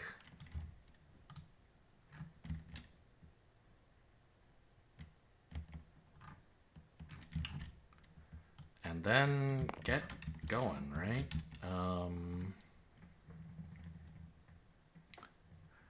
It's currently the case that I cannot draw a path to the exit. I must flip at least 1 more lever before I leave.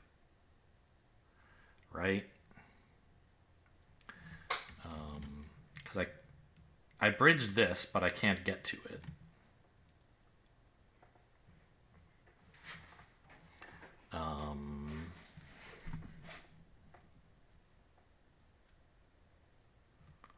So I probably should flip this one, which is reasonably easy to get to, right? I could, like...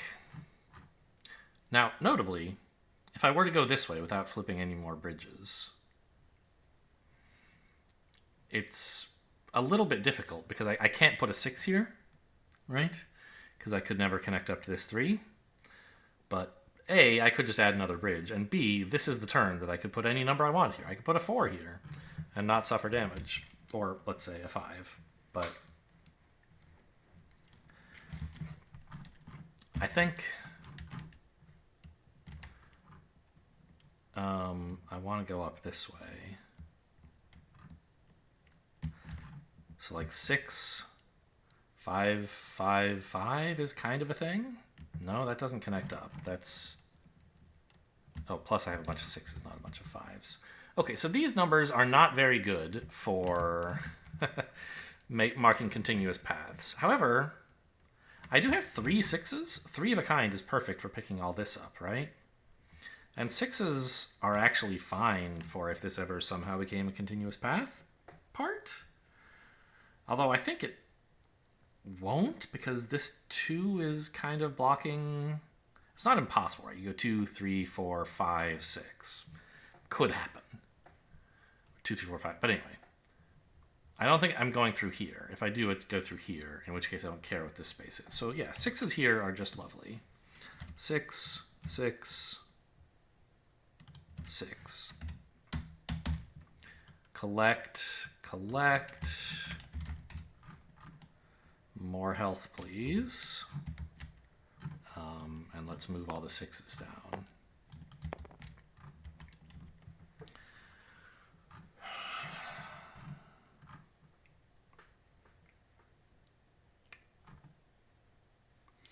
I'd like kind of a 2, 3, 4, 5 thing going this way, I think. Where's a place I want a 5? I mean, here seems pretty good.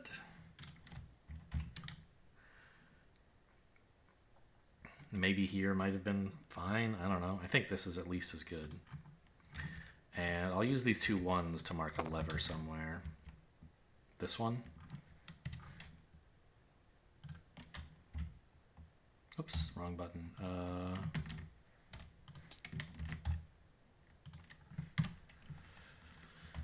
I mean, I almost maybe think I should put off bridging because I don't know what I want yet.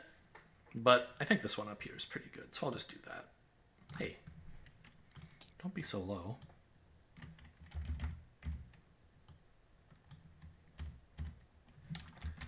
So let's bridge this chasm.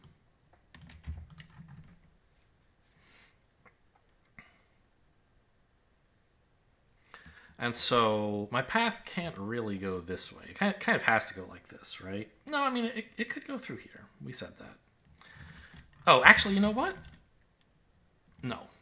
I was going to say this is a good turn to mark this, right? Because I'm ignoring damage. I could put a 1 here instead of here to mark this switch. But no, if I do mark this, as I want to preserve the possibility that it's still part of a continuous path, like put a 6 there.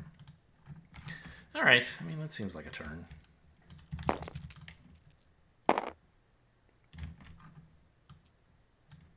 It's a 1. That's doubles. We take a damage. Nothing I can do about it anymore, having spent my Shadow Cloak. Whoa, don't ever press Z. I hate Z. It just like returns you to some weird zoom. A 1 here, but remember we want to save this for later.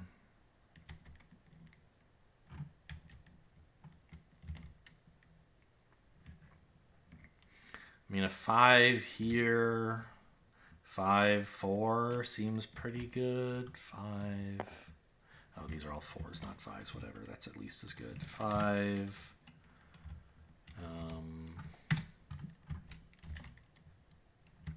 So I have how many coins? 2, 3, 4. Which means I think it's impossible to fail to escape. So I can leave this. As long as I make everything but this a continuous path, I'll have a guaranteed way out. So let's put up 4.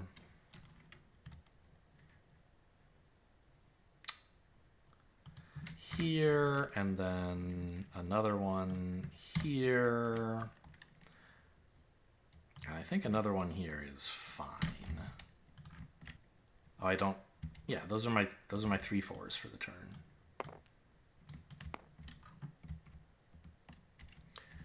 And 1s, I don't know. Here. Just out of the way.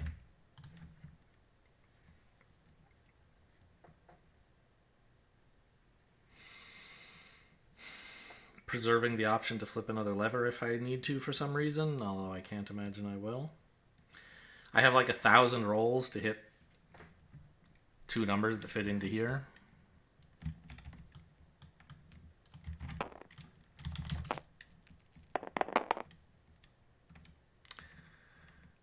That's a win. I mean, not this turn, but it gets me the numbers I need. I can put in a 3 and a 2 or a 4 and a 3 or something. Let's do a 4 and a 3. 4, 3.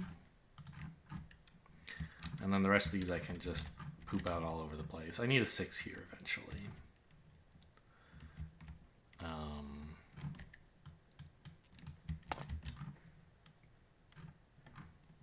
Put those here, I guess. 1, 2. And another 4, 3. 3, 4?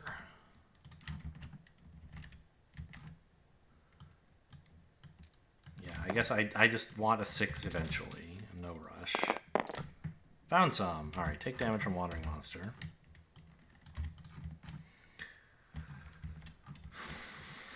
The 6 is the only number I'm constrained on. It has to go there. And then, I don't know. Mark a couple 5s here. I have 2 of those, don't I? Yeah. To create another bridge. Here? There's no reason to do this, but it just doesn't matter. Actually, this is strictly I mean, this isn't a mistake. I don't ever have to mark this. It'll still count because I've done all the white cells in this column, so I can just leave this out. Fine, then I have a 3 and 2 more 6s to write in. Let's put a 6 here, a 3 here, and a 6 here.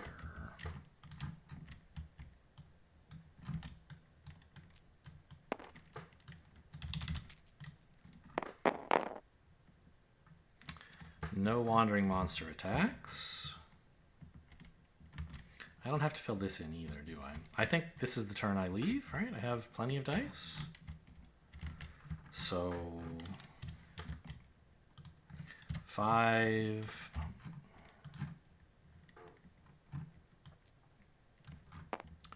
I have a 5 and a 1 to write in here. That's a 4. And then the last die, let's make this a 2. Oh, a 1. We'll go down and then back up. It'll be very exciting. Now, for the first time, there's a path from here to the rest of the universe. And we can confirm it does complete the dungeon. Great. So, game over. And we get the maximum score. Well, I guess let's draw this in.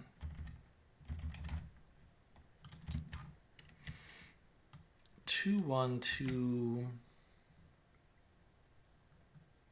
Done. Okay. Back to black. We get every column because we filled in all the white cells.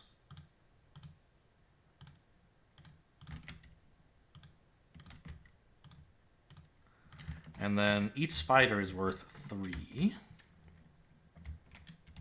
There's one under there somewhere, right? Yeah, 1, 2, 3. One here, 1, 2, 3. One here, 1, 2, 3. So this is what, 19, I think? This is 5 by 5 plus 3 3s? Yeah, okay. Let's write it in.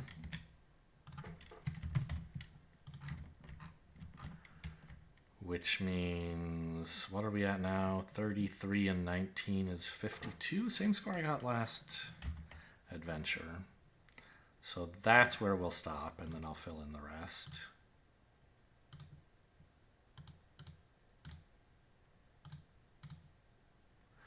Yeah, I mean, I don't know. The game seems a little too easy. I hear people saying it's hard, and like, you know, in their posts on the Discord where they share their thing and in reviews for the game, like, oh, I just lose so much. And I'm like, really? I don't think I'm misunderstanding the rules. You just have to plan ahead a little? I don't know. Do I have some supernatural abilities? I don't think so. I probably just won't buy the $20 more game, because while it is fun, it would be nice to lose once in a while, you know? I like the kinds of puzzles I'm building here, but there's kind of some tedium when, like, the level is basically over, but you just have to, like, durdle around for a while. I could just, like, you know, write a big check mark on the page and say this is what I expect my score to be, but then I can't really...